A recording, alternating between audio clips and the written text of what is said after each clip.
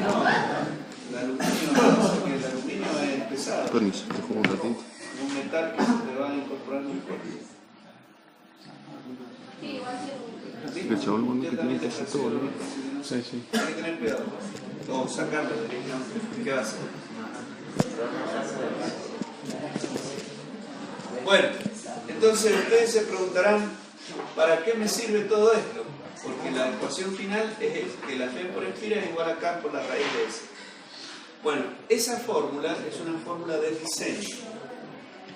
Cuando uno diseña una máquina, un dispositivo, las variables son muchas, ¿está bien? Entonces uno, para empezar el cálculo, tiene que elegir un parámetro para dejarlo fijo. Y en función de eso, hacer el cálculo de todo lo demás. Entonces,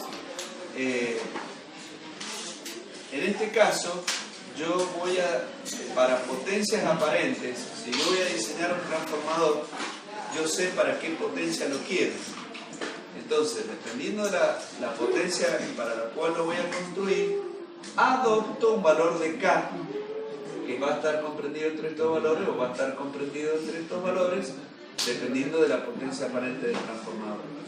Entonces, adopto ese valor, multiplico por la raíz de la potencia aparente y obtengo una F por espiras.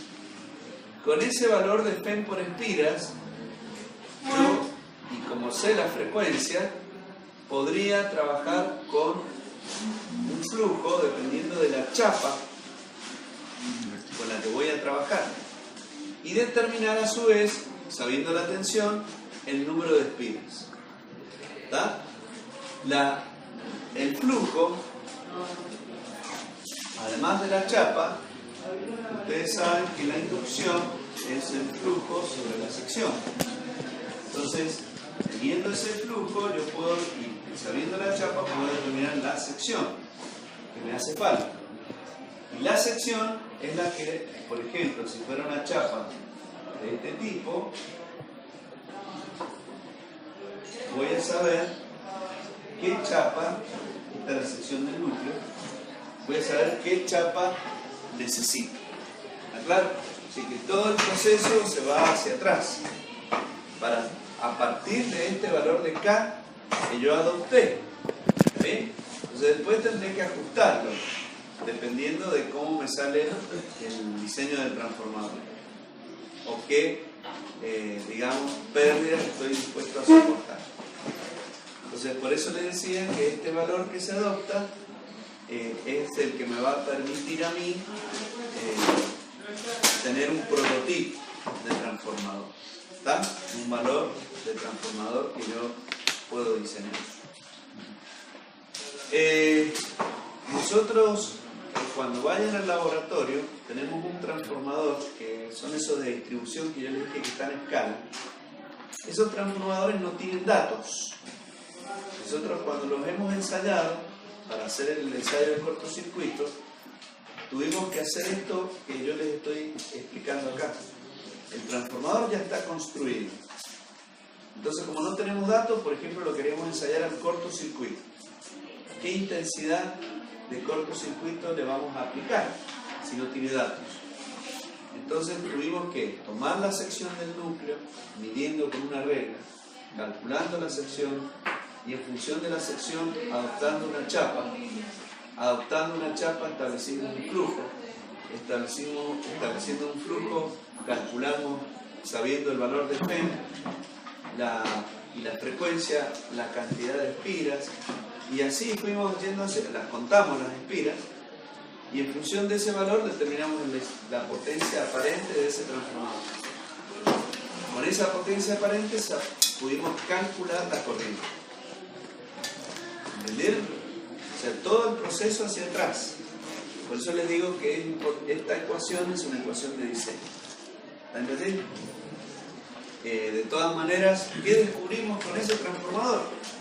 Y descubrimos que ese transformador se hizo...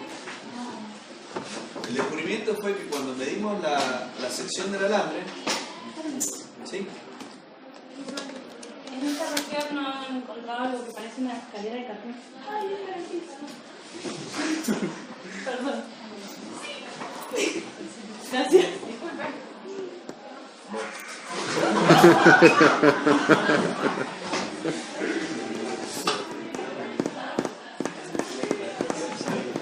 Bueno, era una escalera.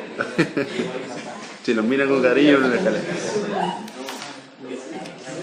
Yo no sé qué clase de especialidad tienen ellos acá, pero después no sé si en obra, me gustaría ver si funciona.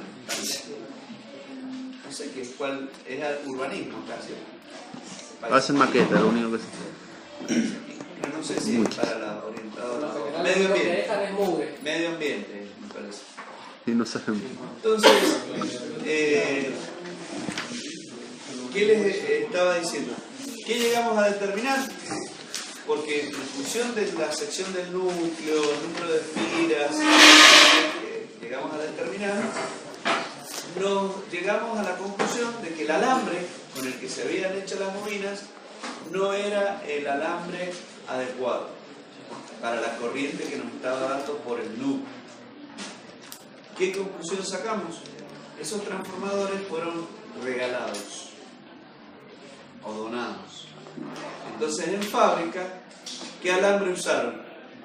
El que tenían. ¿Entienden? No fueron a determinar el alambre exacto que necesitaban. Pusieron el alambre el que contaba. ¿Se entiende? Entonces eso nos dio, después medimos el alambre y con la sección del alambre sabemos qué intensidad de corriente puede aceptar el alambre. Ahí nos dimos cuenta que la potencia que nosotros habíamos estimado no coincidía con el alambre que se estaban colocando. ¿Entienden? Todo eso lo tuvimos que hacer porque el transformador no tiene datos. ¿Está bien? No tiene datos, no viene con chapa característica. Entonces, uno desconoce cuáles son los valores del diseño de ese transformador. Pero a través de esto que yo les estoy diciendo es como llegamos a determinar y para poderlo ensayar, para que ustedes lo puedan ensayar. Si no, no lo pueden ensayar. Bien. Bueno, esto ya lo habíamos determinado, era la relación de espiras entre la tensión del primario y la tensión del secundario, entre las dos FENS. Y esa era la relación teórica que ustedes van a corroborar en el laboratorio. En el laboratorio ustedes van a tomar un transformador, van a ir regulando la tensión del primario y van a medir la tensión del secundario. Entonces van a corroborar que esa relación se verifica. ¿Sí? Ustedes van a trabajar con un 220-110. 220 sobre 110 nos da 2. ¿Sí? Entonces, 110, 220 le va a dar 0,5. Entonces, el problema está que ustedes no van a medir FEM. ¿Está bien? ¿Por qué? Porque en cuanto pongan un voltímetro, ya la FEM no la van a medir. Entonces lo que van a hacer es determinar la relación práctica. ¿Qué pasa con la relación práctica? ¿Se puede considerar esa como una relación de transformación válida? Sí, porque la tensión E1 y la FEM E1 son prácticamente iguales. Ustedes van a ver, todavía no, pero ya van a empezar a ver, cuando lleguemos al diagrama fasorial, ustedes van a ver que yo voy a hacer un diagrama fasorial del transformador que consiste en el flujo.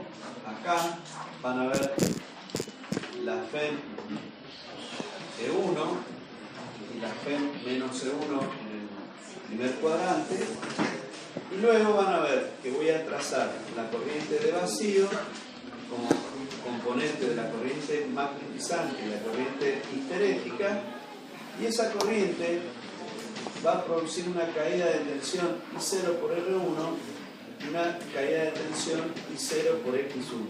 Una caída de tensión en la parte resistiva del transformador, que son los arrollamientos, y una caída de tensión por flujo disperso, que eso ya más o menos algo había anticipado. La suma de todas esas tensiones me da la tensión U sub 1. Si esa tensión U sub 1 esto sí lo habíamos visto, era menos S1 más I0 por R1 en el circuito equivalente, ¿se acuerdan? Más I0 por X1. ¿Qué sucede? El valor de R1 más JX1, que es la impedancia del primario, es una impedancia que resulta de un valor pequeño, porque la resistencia del alambre es de pocos ohmios. Ustedes la van a medir, el viernes que viene la van a medir. Para medirla se pueden usar tres métodos.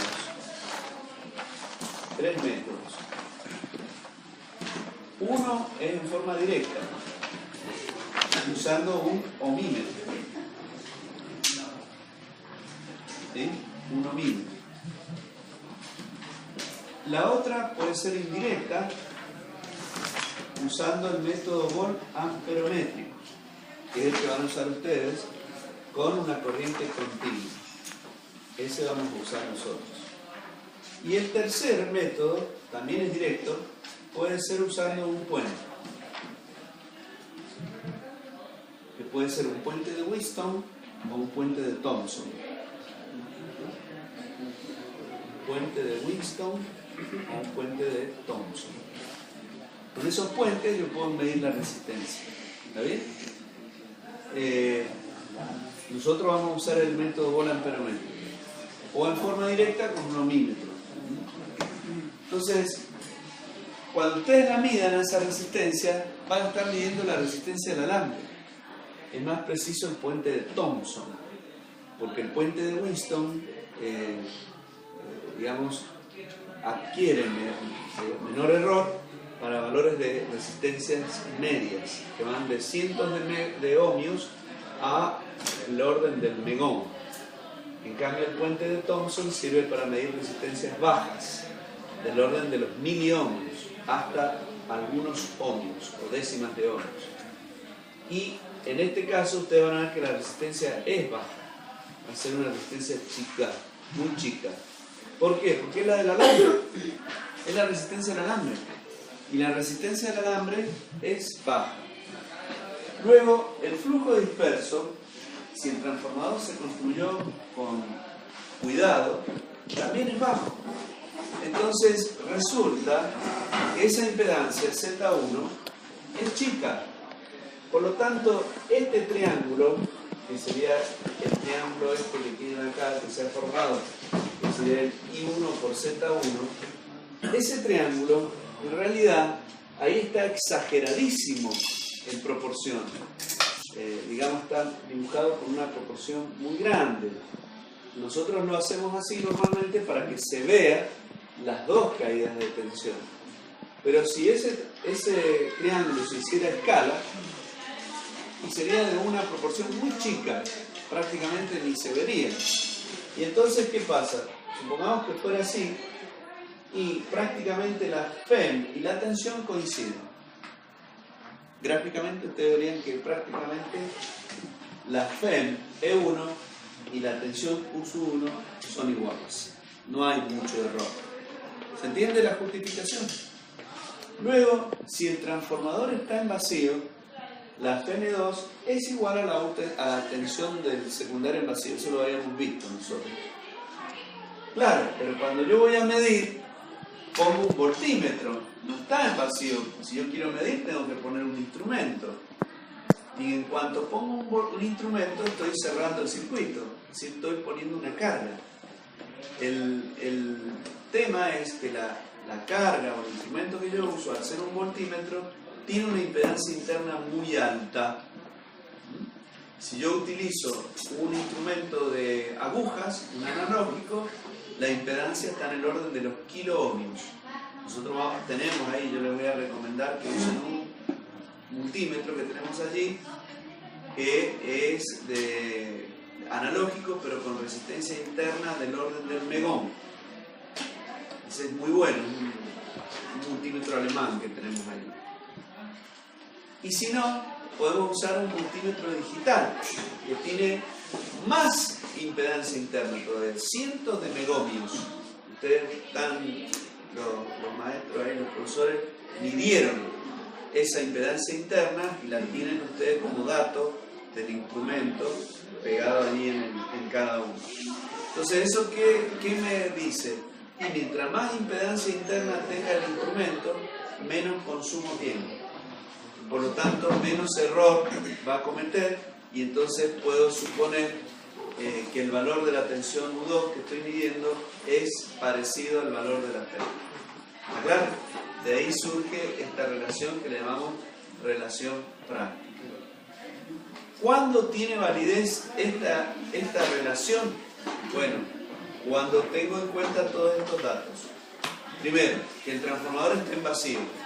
Bueno, que estemos trabajando con valores eficaces y ondas senoidales. ¿Qué sucede? Esto es muy importante. Las ondas senoidales, yo les dije, era el que determinaba el factor de forma, ese 1.11. Si la onda no es solenoidal, cuando yo hago el cociente, yo cancelo el 444 del primario con el 444 de la frente del Bucherot del secundario. Si hay distorsión de la onda, eso ya no es cierto. ¿Está bien? Si hay distorsión, ya no es cierto. Y si hay distorsión, el valor eficaz puede que sea cualquier otro. ¿Por qué? Porque el valor eficaz, ¿de dónde surgía? Y el valor eficaz surge del valor máximo sobre la raíz de 2. Pero la raíz de 2 es válida solamente para ondas senoidales. Entonces, si la onda no es senoidal, el valor eficaz puede ser otro. Y ese es un problema que ahora que lo estamos viendo lo van a entender mejor. Yo, si tengo una onda que no es senoidal, pero es periódica, la onda, supongamos una onda de ese tipo, puede ser una onda periódica pero no senoidal, podría ser tratada así, por ejemplo, una onda de este tipo. ¿Sí? Esa onda, que es no senoidal, pero es periódica, ¿cómo se resuelve? ¿Cómo se encara? Y se encara mediante series de Fourier. Y las series de Fourier son valores de la serie que tienen senos y cosenos con frecuencias múltiplos de las frecuencias fundamentales. Entonces, cuando yo analice el factor, el valor eficaz, con un valor que en medio periodo produce la misma cantidad de energía calórica que la corriente alterna o periódica asociada, bueno, la raíz de 2 me va a dar otro, o sea, esa relación va a ser otra, no va a ser la raíz de 2. Por lo tanto, el valor eficaz también va a ser distinto. Y esto es muy peligroso. ¿Por qué? Porque eso también lo podemos hacer. Si ustedes miden acá, en ese toma, la tensión que tenemos, ustedes pueden medir 220 voltios. ¿Está bien? Entonces dicen, estamos bien. Pero resulta que en este edificio tenemos el problema que se nos queman los aparatos. Pongamos. Acá no, pero allá en la DEX sí hay esos riesgos. Entonces, se queman, supónganse ustedes. Hay aparatología muy cara en algunos laboratorios. Entonces, esos aparatos se queman. Pónganle $100.000 que sale el aparato, se quema. Cuando vienen a hacer el peritaje, ¿por qué se quemó? Porque $100.000 no es poca plata, ¿no? Entonces, cuando vienen a hacer el peritaje de por qué se quemó, lo primero que hacen es medir la tensión. Entonces uno mide la tensión y dice, bueno, no, tengo 220, no es por eso. Pero el perito dice, no, vamos a medir con este instrumento. ¿Está bien? Trae un instrumento que mide RMS. Mide RMS significa verdadero valor eficaz. Cuando mide el verdadero valor eficaz, que hay aparatos que son sensibles al verdadero valor eficaz, detecta que el valor de tensión son 280 voltios. ¿Por qué pasó eso? Y porque la onda no es senoidal. Y entonces la raíz cuadrada de 2 ya no es raíz cuadrada de 2, es cualquier otro valor. Entonces, el valor eficaz pasa a ser 8. Y eso es lo que hace que el equipo se quede. Porque yo creo que tengo 220, pero en realidad tengo una tensión mayor, puede ser. O puede ser menor también, lo cual incrementa la corriente. ¿Se dan cuenta? Eso genera las ondas que no son senoidales. ¿Sí? Entonces es muy importante, porque nosotros todo el estudio lo hacemos para una onda senoidal. Todo. Cuando la onda no es senoidal, ahí aparecen los problemas. Eso se llama calidad de energía. ¿Sí? El proveedor, ustedes no pueden tener control sobre el proveedor. El proveedor es el que les provee la energía. Entonces, ustedes, los aparatos, los dispositivos están diseñados para una forma de onda senoidal. Si el proveedor les vende una forma de onda que no es senoidal, los problemas los van a tener ustedes en sus equipos. Entonces, ¿qué hace ese que compró el dispositivo tan caro? Bueno, el fabricante le dice, en la garantía, la garantía tiene validez si usted usa una UPS. Entonces, el que compra ese aparato tiene que poner una UPS. La UPS es un filtro para que bloquee los armónicos, es decir, la basura que tiene la red. Entonces filtra ese valor y me deja los 220 voltios eficaces, los verdaderos eficaces.